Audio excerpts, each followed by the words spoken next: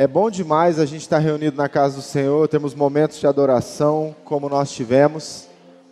Eu quero trazer uma mensagem hoje focada no nosso tema anual, na nossa frase de alvo para esse ano, que é estabelecendo o reino de Deus. Eu creio que sempre você vê ali, né? Está ali ICV, estabelecendo o reino de Deus. E eu gostaria de falar um pouquinho hoje sobre propósito. Então eu queria que você repetisse comigo assim: eu tenho um propósito. Não, mas fala com convicção, não repete só porque eu falei, fala com convicção. Eu tenho um propósito. Agora olha para a pessoa do seu lado e fala: você tem um propósito. Nós temos um propósito. Amém? É muito importante a gente entender isso. E a gente vai falar um pouquinho hoje sobre destinados a termos um propósito. Nós todos fomos, antes da criação do mundo, sonhados por Deus. Você não é um erro, você não é algo que Deus simplesmente jogou no mundo, você não é um nada, pelo contrário, Deus sonhou com você. Ele queria que você nascesse, e Ele queria que você existisse para cumprir algo que já estava no coração dEle. Então você nasceu no coração de Deus, desde antes da criação. A Bíblia fala que Ele nos predestinou antes da criação para que fôssemos dEle.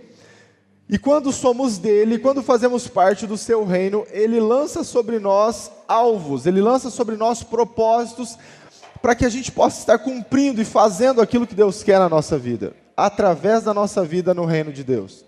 Então todos nós temos um propósito, todos nós temos um chamado, todos nós temos uma missão a cumprir. A grande questão hoje, para a gente entender, é que muitos de nós não buscamos mais, a gente não tem tanto interesse em entender o nosso propósito, a gente acha que a gente está no mundo só para viver, e não porque Deus quer. E a gente precisa buscar no nosso coração como igreja, entender que cada um de nós temos uma missão. Nós temos falado sobre as 7 áreas de influência nos Conexões Jovens nos sábados. E para você entender rapidinho onde eu quero chegar, as 7 áreas de influência falam sobre pessoas que influenciam aonde quer que elas estejam. Já foi a época em que o pastor fazia tudo na igreja, em que o pastor fazia o culto doméstico, e o pastor ia lá no hospital pregar, e o pastor ia lá na prisão, e o pastor ia lá em vários lugares, e o pastor fazia tudo. Essa época é uma época que já passou.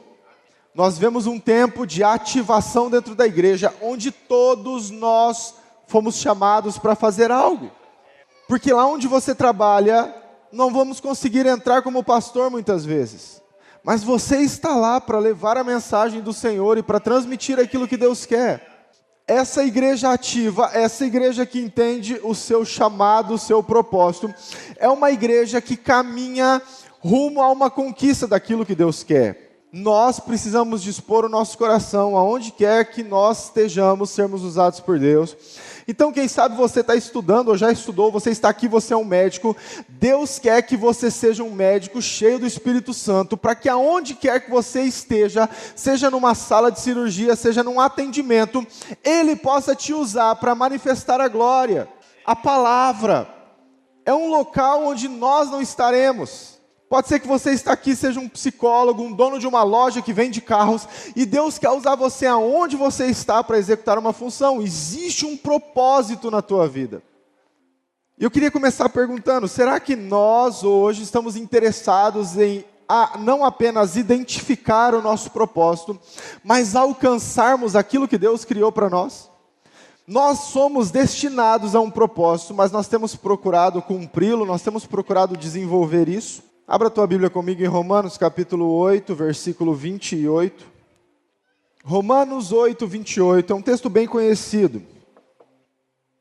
Queria que você lesse, então abra a sua Bíblia, ou no seu celular. Esse texto fala assim: sabemos que todas as coisas cooperam para o bem daqueles que amam a Deus. Olha que versículo sensacional, é um dos mais gostosos de se ouvir, é um dos melhores versículos para você ouvir, entender e saber que tudo coopera para aquele que ama a Deus, é ou não é? A gente fica impactado com um versículo desse, a gente fica feliz, satisfeito, de saber que quando nós procuramos amar a Deus, Ele faz com que as coisas cooperem. Mas o versículo ele não para por aí. Ele continua e ele fala, daqueles que foram chamados segundo o seu propósito. Aqueles que amam a Deus são aqueles que são chamados segundo o seu propósito e eles procuram desenvolver o seu chamado e o seu propósito. O versículo continua assim, porquanto aos que de antemão conheceu, também os predestinou para serem conforme a imagem do seu Filho, a fim de que ele seja o primogênito entre muitos irmãos. E aos que predestinou, a esses também chamou, e aos que chamou, a esses também justificou, e aos que justificou, a esses também glorificou. Ele nos predestinou, Ele nos deu um predestino de vivermos uma vida com Ele. Ele foi aquele que começou, Jesus foi o primeiro dos filhos a executarem aquilo que Deus quer para a humanidade. E é muito forte isso, porque aqui mostra todo o processo de redenção, porque Ele fala que Ele nos predestinou, e aqueles que foram predestinados foram chamados, e os chamados, eles foram justificados através do sangue de Jesus, que nos glorificou, que nos faz fazer parte da sua glória. Então, quando a gente entende o propósito de Deus na nossa vida, quando a gente encaminha a nossa vida ao chamado, nós começamos a fazer parte da justificação e da glorificação de Deus através da cruz na nossa vida. É muito forte isso. E é interessante porque a expressão que a gente lê no final do versículo 28, segundo o seu propósito, ela é do grego próteses. Assemelha a alguma palavra em português? Prótese, é a mesma origem da palavra prótese. Uma prótese é criada para suprir uma função de algo que está faltando, ou executar uma necessidade. O interessante é entender que nós hoje somos próteses daquilo que Deus quer. Jesus veio à terra, ativou as pessoas, ligou as pessoas, subiu aos céus e deixou próteses funcionando, pessoas com propósito. E aí Ele veio morar dentro de nós para que essa prótese fosse efetiva. E Ele deu um propósito, Ele ativou as nossas vidas para que aonde quer que a gente esteja, nós funcionemos como Ele funcionou. Isso é propósito. Entender que nós fomos chamados por Deus para executar uma função que Ele faria. Mas como Ele não está fisicamente na face da terra, Ele usa os nossos corpos, enche a nossa vida e faz com que a gente execute essa função. Isso é propósito. E é interessante a gente entender e a gente procurar compreender isso, porque nós precisamos não apenas liberar esse amor a Deus, mas nós precisamos procurar entender o nosso chamado específico, aquilo que nós precisamos fazer. Você tem procurado o seu chamado? Tem procurado estabelecer o teu propósito nesse tempo? Você está vivendo uma vida onde você caça, onde você procura. Eu vou dizer uma coisa para você, eu tenho duas intenções com essa palavra. Primeiro é ativar dentro de você uma voz profética. Para você entender que Ele está falando com você, para você entender que Deus está te dando uma direção, Ele está estabelecendo um propósito na sua vida. Porque muitos que aqui estão ainda não ouviram esse propósito, eles estão sem direção. Mas ao mesmo tempo eu gostaria de realinhar o propósito que você já tem, porque muitos aqui sabem qual é o seu propósito, mas por alguns motivos estão deixando de lado. Eles não conseguem alinhar a sua vida ao propósito, caminhar segundo o que Deus chamou. Porque Deus nos criou no tempo em que Ele quis. Esse é o tempo certo para você existir, amado. Não é 200 anos atrás, onde tinha que fazer as viagens de cavalo.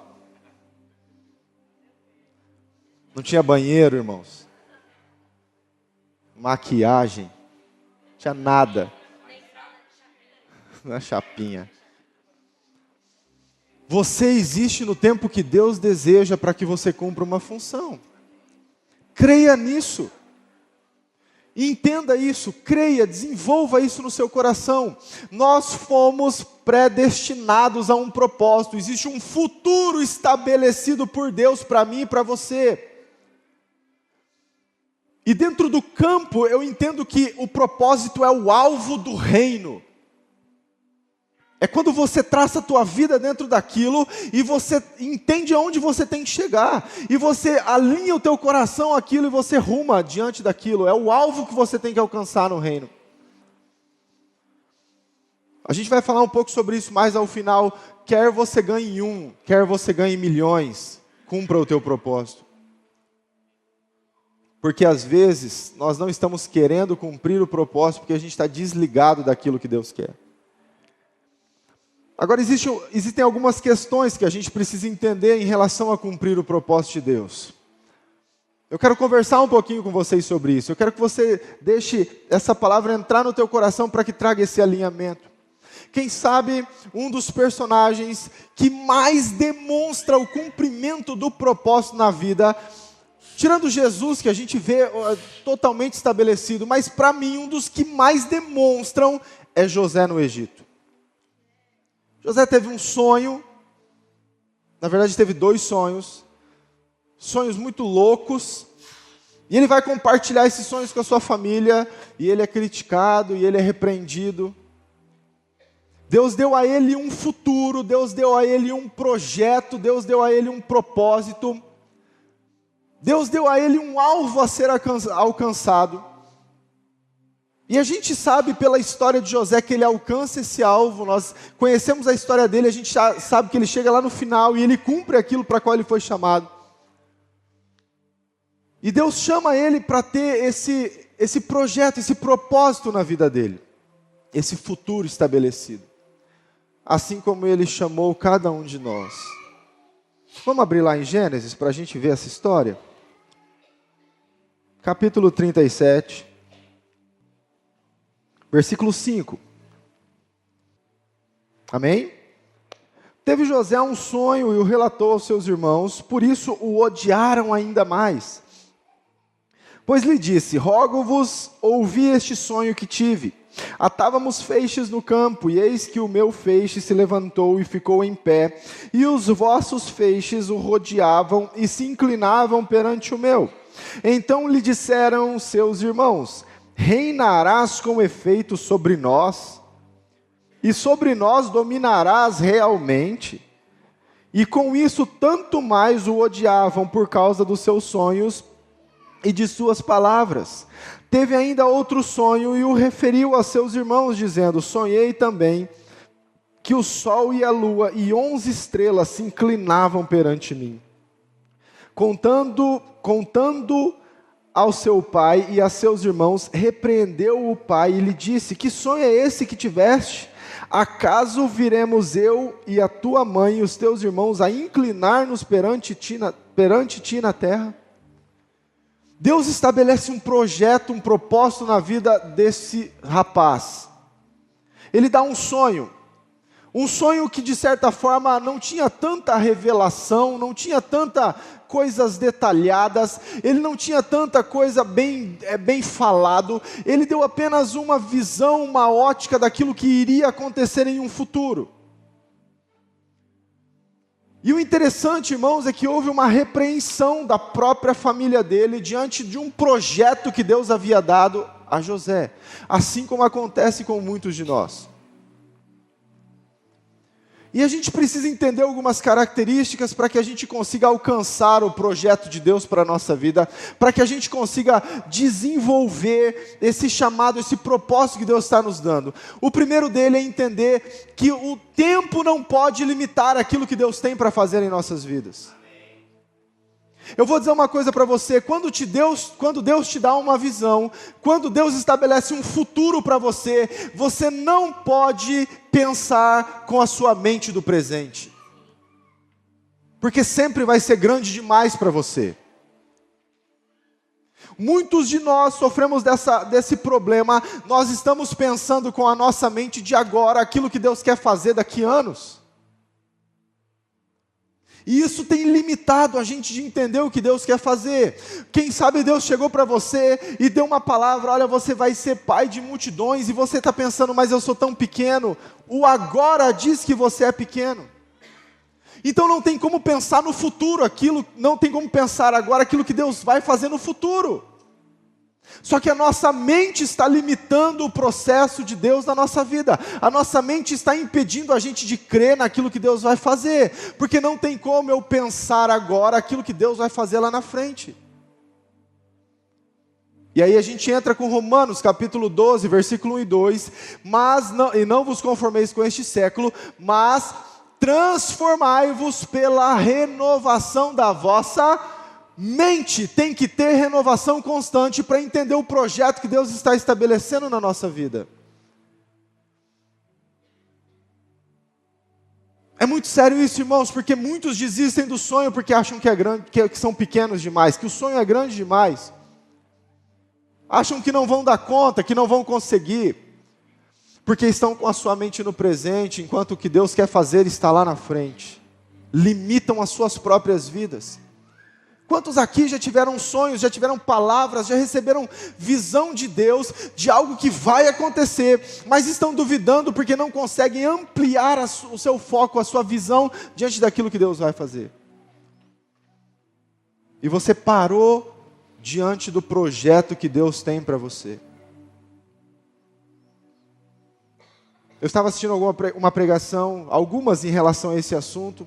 Eu tenho estudado muito sobre essa questão de processo, de propósito de Deus. E numa delas, o ministrante, ele conta uma história bem interessante do filho dele. Ele fala que ele estava de férias, então ele queria dormir até tarde, e às 5 da manhã o filho dele entra no quarto. O filho dele tem 5 anos, acorda ele e fala: pai, vamos conversar? 5 da manhã, isso é hora de filho acordar pai, de férias. E aí o pai: não, vamos conversar. Sobre o que você quer conversar? O filho olha para ele e fala: pai, eu vou casar, né? Ele já assustou, falou: rapaz, criança de 5 anos, eu estava preocupado antigamente com o mestre guerreiro, né? Não é mestre guerreiro, o tigre lá do He-Man, gato guerreiro.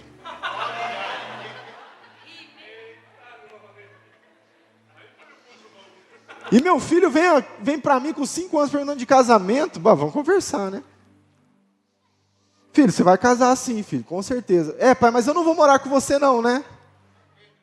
Aí o pai respondeu: em nome de Jesus não, né? E aí o filho faz uma pergunta que fez o pai entender exatamente isso que a gente está falando. O filho fala assim: tá, pai, então a gente vai ter que contratar uma babá. Ele estava pensando com a mente do presente, algo que ia acontecer no futuro. É assim que muitos de nós estamos diante do projeto e do propósito que Deus tem para nós. A gente está pedindo para Deus dar uma babá para nós, enquanto lá na frente Ele vai nos dar maturidade para entender o que nós precisamos. E aí a gente fica preso nessas questões, a gente não renova a nossa mente, a gente não deixa Deus ativar isso nas nossas vidas. E aqui entra a segunda característica daquilo que eu quero falar. Nós não podemos focar no propósito, no projeto, nós não podemos focar no processo, a gente tem que focar no destino. Porque se você focar no processo, você vai desanimar. Se você focar no processo, você vai parar. Imagina Deus conversando com José, e aí José fala: tá, Deus, legal esses sonhos, como é que vai acontecer? E aí Deus chega e fala: José, senta aqui comigo, olha, é o seguinte, José, teus irmãos vão te vender. Meus irmãos vão me vender? Não, é um traumazinho simples, irmão vender, é coisa básica. Você vai ser comprado como um escravo, e você vai para o Egito, José, olha que legal, você vai para o Egito, então lá você vai ser escravo. Você vai estar na casa de um homem lá, e de repente a mulher desse homem vai se atirar nos teus braços, e você, claro, um homem de Deus, você vai se esquivar, mas ela vai mentir, e você vai ser preso. Mas, José, são apenas uns 12 anos, não é nada demais. Só, simples.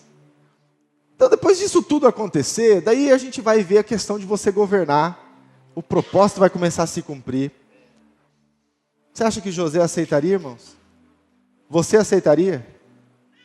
Só que muitos de nós estamos tão focados no processo a se trabalhar para alcançar o propósito, que a gente se esquece do destino onde a gente tem que ir.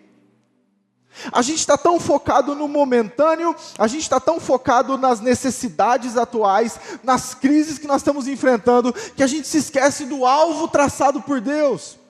A gente já não vai mais com ambição para o nosso projeto, para aquilo que Deus estabeleceu. Não, a gente fica preso nas dificuldades, a gente fica preso no momentâneo.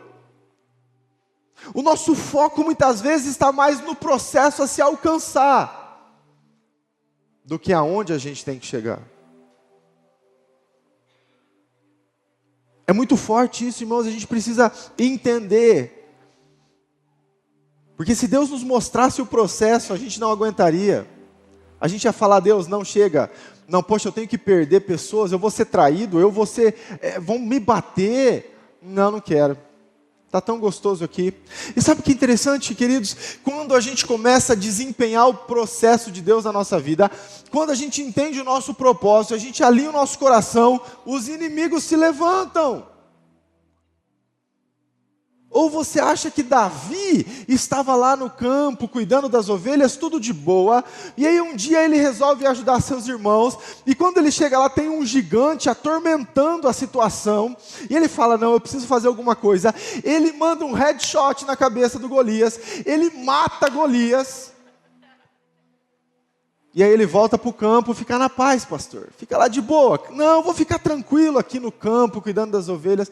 Não, é nesse momento, quando ele começa a executar o projeto de Deus na vida dele, quando ele começa a cumprir o propósito, que a perseguição começa. E quem é que perseguia Davi, irmãos? Os inimigos? Não, era o próprio Saul. Mas a gente quer alinhar o nosso projeto, a gente quer alinhar a nossa vida com o propósito de Deus e ficar na sombra e água fresca. Não, a gente não consegue entender que pessoas, que situações, que circunstâncias vão se levantar. E eu vou dizer uma coisa para você, irmãos, as circunstâncias que se levantarem, os inimigos que se levantarem, não são para te parar, são para te impulsionar a chegar no teu projeto em Deus. É um trampolim para você crescer. Isso é entender o projeto de Deus. Quando nós estamos com os olhos voltados para o propósito, a gente passa. A gente enfrenta. Porque eu vou dizer uma coisa para você, querido. Quanto maior o inimigo, maior é a vitória. Quer coisa mais gostosa de ser campeão do mundo, ganhando a Argentina na final? É ou não é? Vai ganhar do Japão, do Peru. Quanto maior o adversário, maior é a nossa vitória. Então, se tem gigante, se tem pessoas, se tem situações se levantadas na sua vida que são grandes, pensa comigo, é um trampolim para mim, para mais alto, para mais longe. Ao invés de ficar se lamentando. Porque o processo de Deus, para que a gente possa cumprir o nosso propósito, ele não é como a gente quer. Seria tão bom, né? Se a gente simplesmente falasse, Deus, ó, eu quero entrar nesse lance aí, eu quero chegar lá para governar no Egito, mas tem que ser do meu jeito, tá?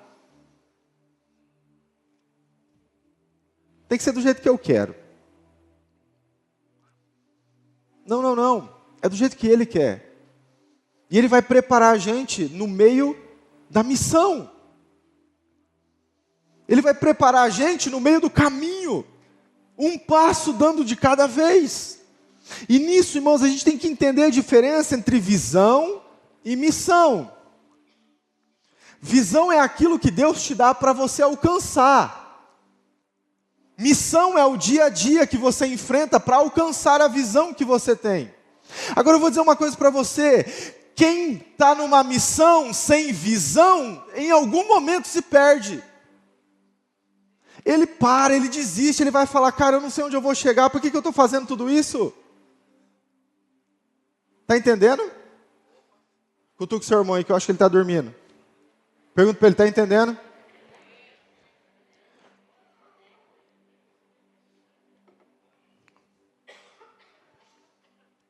Agora não importa a adversidade que se levantar, querido. A adversidade vem para te promover. As situações, inimigos que se levantam, seja o que for, eles vêm para promover você a um nível cada vez mais alto, para que você esteja apto a cumprir aquilo que Deus quer para a tua vida. Então a gente tem que tirar os nossos olhos do momentâneo, a gente tem que tirar os nossos olhos daquilo que está aqui, a gente tem que tirar o foco do processo e começar a colocar o olho, começar a colocar o foco lá no destino onde a gente quer chegar, onde Deus chamou a gente. Seja grande ou seja pequeno, temos que crer. Deus vai te usar. Mas a gente precisa crer. E aqui entra uma questão importantíssima. Eu e você não podemos ser guiados pelas nossas necessidades. Não podemos aceitar sermos guiados, sermos controlados pela necessidade, porque a necessidade vai tirar você de entender o teu alvo. Ele vai arrastar você para um lugar onde você não vai conseguir alcançar o teu alvo. Pessoas que ficam fixadas, pessoas que ficam sempre olhando só para as suas necessidades, elas não conseguem desfrutar do projeto que Deus tem, do propósito que Deus estabeleceu. Porque elas são controladas por aquilo que as rodeia, elas são controladas por aquilo que elas veem como necessidade. Eu vou dizer uma coisa para você, querido, a visão que Deus te deu, ou vai te dar, vai determinar a forma que você vai lidar com cada uma das circunstâncias que acontecerem na sua vida. Sabe o que a igreja precisa hoje? De resiliência. Sabe o que é resiliência? É se adaptar às situações que estão acontecendo, para que você possa passar por elas. Porque vai se levantar situações adversas. A questão é, como eu vou lidar com elas? Porque se eu estou olhando para aquilo que Deus falou para mim, se eu estou com o foco no propósito, eu vou passar por elas porque eu tenho um destino. Eu vou me adaptar à situação, se tiver que chorar eu choro, se tiver que correr eu corro, se tiver que fazer alguma coisa eu faço, e eu vou me adaptando àquilo para que eu alcance o projeto de Deus para a minha vida. Mas muitos de nós estamos tão rígidos e tão focados na necessidade que a gente não consegue entender isso. E a gente não é movido por aquilo que Deus fala, a gente é movido por aquilo que está atrapalhando a gente. Conhece a história de Moisés? Abre comigo, só para você entender. Números 20.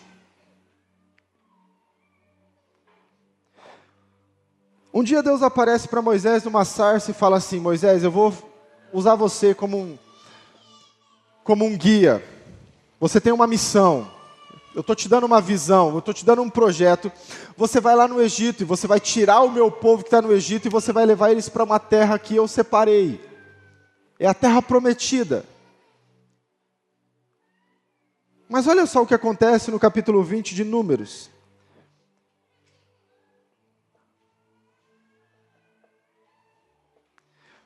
Versículo 7. Disse o Senhor a Moisés: toma o bordão, ajunta o povo e Arão teu irmão, e diante dele falai a rocha, e dará sua água. Assim lhe tirareis água da rocha, e dareis a beber à congregação e aos seus animais. Então Moisés tomou o bordão diante do Senhor, como lhe tinha ordenado. Moisés e Arão reuniram o povo diante da rocha, e Moisés lhe disse: ouvi agora, rebeldes, porventura faremos sair água dessa rocha para vós outros? Moisés levantou a mão e feriu a rocha 2 vezes com o seu bordão, e saíram muitas águas, e bebeu a congregação e os seus animais. Presta atenção agora. Mas o Senhor disse a Moisés e a Arão: visto que não crestes em mim para me santificardes diante dos filhos de Israel, por isso não farei entrar este povo na terra que lhe dei. São estas as águas de Meribá, porque os filhos de Israel contenderam com o Senhor, e o Senhor se santificou neles. Moisés tinha um alvo, ele tinha um propósito estabelecido. Mas no meio de uma crise, no meio de uma necessidade, no meio de uma situação, as pessoas aqui estavam em cima. Se você ler um pouquinho antes, você vai ver que as pessoas estavam reclamando: olha, Moisés, você tirou a gente do Egito para passar sede, você tá judiando da gente. E a Bíblia fala que eles foram com ímpeto diante de Moisés e Arão. Eu creio que eles foram de uma forma muito agressiva, e Moisés começou a se irritar com essa situação. E ele vai conversar com Deus, e Deus fala assim: Moisés, chama a congregação, que eu vou mostrar quem eu sou. E quando você chegar diante da rocha, você vai falar, e a água vai sair. Moisés, no seu momento de fúria, quem sabe, no seu momento de indignação, no momento da crise, no momento da necessidade, ele chega, ele chama o povo, ele até faz aquilo que Deus queria. Mas ao invés de falar, ele pega o seu bordão e bate 2 vezes na rocha. É interessante que a fala de Moisés antes é a seguinte: será que a gente não pode fazer sair água dessa rocha? Normalmente, numa situação de necessidade, nós paramos de pensar no propósito de Deus e a gente começa a pensar como a gente quer. E isso afasta a gente de cumprir o projeto de Deus. Agora vai comigo para Deuteronômio 32.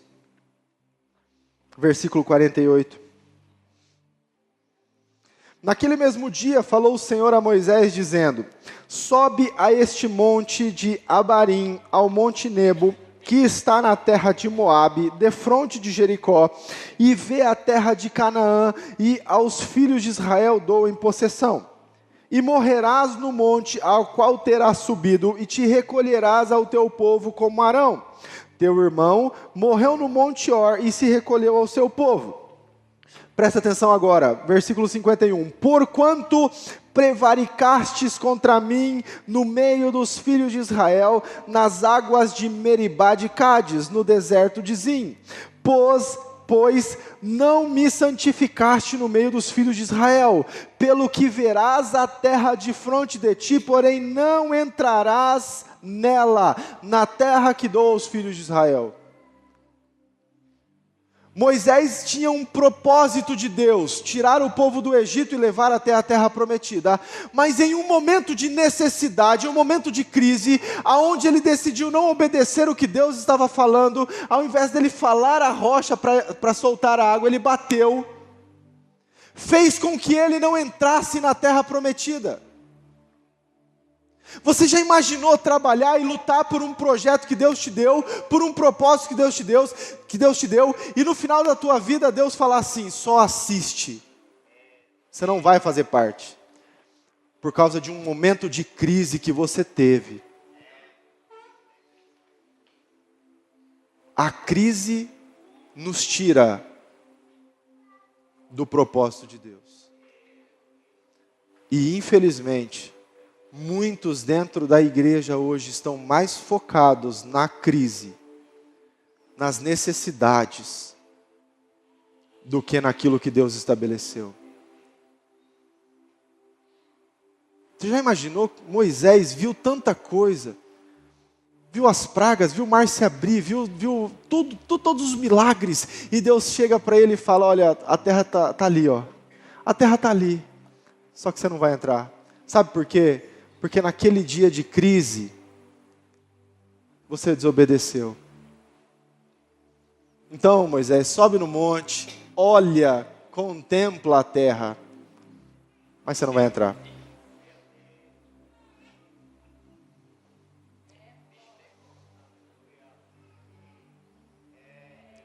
Quantos de nós hoje, irmãos, estamos perdendo essa essência?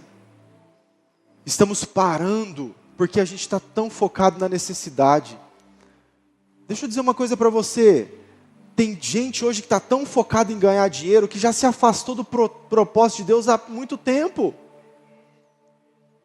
só vive a vida em necessidade. Eu tenho que pagar a conta, eu tenho que crescer, eu tenho que ficar rico. E o projeto de Deus, o propósito de Deus que fique para lá. Deus, olha só, eu não quero esse projeto, não, eu vou sofrer. Eu quero é ganhar o meu dinheiro aqui, eu quero ficar rico. Assim como tem gente hoje que, Senhor, eu quero casar. Esquece projeto. Esquece propósito, eu quero casar. E Deus está falando, querido, você vai ser um missionário nas nações. Eu vou preparar uma mulher que vai junto com você.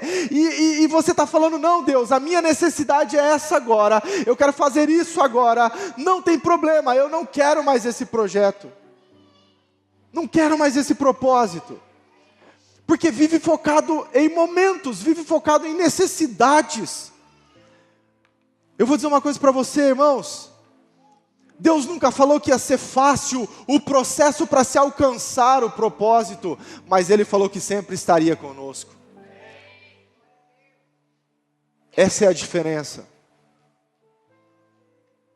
Agora, quantos de nós estamos desalinhados desse projeto de Deus? A necessidade, irmãos, vai fazer você entregar a chave de coisas poderosas que Deus tem para a tua vida. Quer um exemplo disso? Esaú e Jacó. Jacó não roubou a primogenitura de Esaú. Ele comprou de uma forma bem sem vergonha. Esaú sai para caçar e quando ele chega, ele está muito cansado, ele está com muita fome. E Jacó preparou um prato de lentilha. Que delícia, né? Um prato de lentilha. E aí Esaú chega com muita fome e fala, me dá um prato dessa comida aí. Qual é a fala que Jacó tem? Eu dou, mas eu quero algo em troca.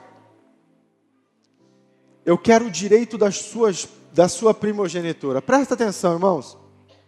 Jacó sabia que existia uma palavra profética sobre a família dele.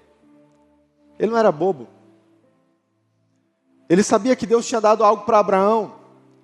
E isso estava se cumprindo na vida de Isaac, e iria se cumprir na sua vida, mas tinha Esaú no meio. Então, de alguma forma, ele tinha que dar um jeito ali, ele tinha que ser um enganador e se livrar de Esaú que estava no caminho. Então, na primeira oportunidade que ele tem, ele entende o propósito na família dele, mesmo errado, e ele fala, eu vou dar um jeito de pegar isso para mim. Enquanto Esaú não entendia o projeto que Deus tinha para ele. Não era para a gente falar o Deus de Abraão, Isaac e Jacó. Era para a gente falar o Deus de Abraão, Isaac e Esaú. Ele era o primogênito. Ele iria estabelecer as nações. Ele ia estabelecer a nação de Israel com suas tribos. Mas por causa de um momento de necessidade, ele decidiu vender e entregar aquilo que ele tinha de mais valioso, que era o projeto de Deus para a vida dele. Vamos lá, irmão. Quem aqui fica ou morre porque não come em um momento? Quem que está aqui que já morreu porque não comeu?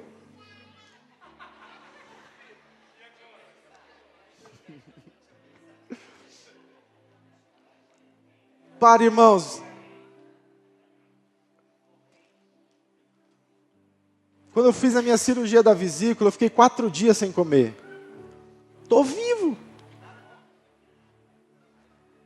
Só que Esaú estava tão focado na necessidade, ele estava tão focado ali em satisfazer o seu prazer, que ele falou assim, de que me adianta ter a primogenitura se eu vou morrer? Morrer do quê? E toda a herança que era para Esaú, foi transferida para Jacó. Porque na necessidade ele decidiu abrir mão do propósito de Deus na vida dele. Faz uma sondagem aí no seu coração. Quantos de nós hoje não estamos abrindo mão do propósito de Deus pela necessidade que a gente está passando? E a última coisa que eu gostaria de falar para você é que Deus não tem plano individual. O plano dele é para alguém desenvolver algo no coletivo. O projeto e o propósito que Deus tem para a tua vida é para estabelecer o reino sobre outras pessoas. sai da tua terra, Abraão, e eu te farei um pai de multidões. Não vai ser sozinho, Abraão, não vai ser só você. Você vai ser o pai que vai libertar outros. Você vai ser aquele que vai estabelecer algo. Quando Deus olha para cada um de nós, Ele estabelece um projeto, um propósito, mas não é para que a gente cresça, é para que nós possamos fazer os outros crescerem. Claro que nós vamos crescer nesse processo. Mas o mais forte nisso tudo é que as pessoas vão crescer junto com a gente.